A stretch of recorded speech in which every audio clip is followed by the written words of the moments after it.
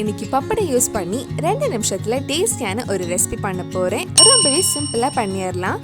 இந்த சுவையான ரெசிபி எப்படி செய்யறதுன்னு இந்த வீடியோல பார்க்கலாம். ஃபர்ஸ்ட் ஒரு மிக்ஸி ஜார்ல 1/2 கப் துருவன தேங்காய் எடுத்திருக்கேன். இது கூட கொஞ்சமா உப்பு, 1 டீஸ்பூன் மிளகாய் பொடி, 1/4 டீஸ்பூன் ஜீரகம் சேர்த்து லைட்டா கொஞ்சம் அரைச்சிக்கோங்க.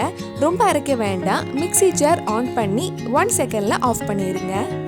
இப்போ ஒரு கடாயில் கொஞ்சமாக எண்ணெய் ஊற்றலாம். எண்ணெய் சூடானதும் கொஞ்சம் கடுகு ஆட் பண்ணுறேன்.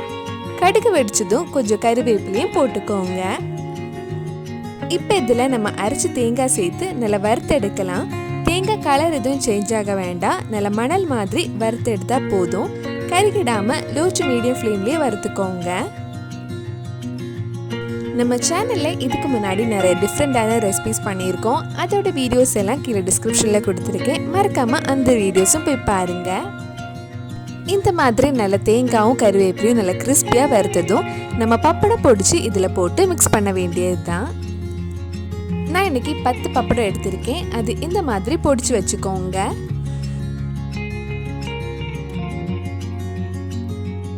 இந்த மாதிரி பப்படம் பொடிச்சதுக்கு அப்புறம் தேங்காய் கூட சேர்த்து மிக்ஸ் பண்ணி சாப்பிட்டா ரொம்பவே டேஸ்டியா இருக்கும்.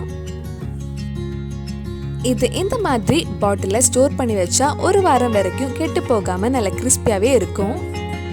நீங்க டிராவல் பண்ணும்போது கூட எடுத்துட்டு போகலாம். டேஸ்டியா ஸ்பைசியான பப்படம் ரெடி ஆயிடுச்சு. கண்டிப்பா நீங்களும் இந்த ரெசிபி உங்க வீட்டில் செஞ்சு பாருங்க. பிடிச்சிருந்தா இந்த வீடியோவை லைக் பண்ணுங்க, உங்க ஃப்ரெண்ட்ஸ் அண்ட் ஃபேமிலிக்கு ஷேர் பண்ணுங்க. வேற நல்ல ரெசிபி நம்ம சேனலில் ட்ரை பண்ணலான்னு கீழே காமெண்ட் பாக்ஸில் சொல்லுங்க. நீங்க இன்னும் என்னோட சேனலை சப்ஸ்கிரைப் பண்ணலைன்னா மறக்காம சேனலையும் சப்ஸ்கிரைப் பண்ணுங்க.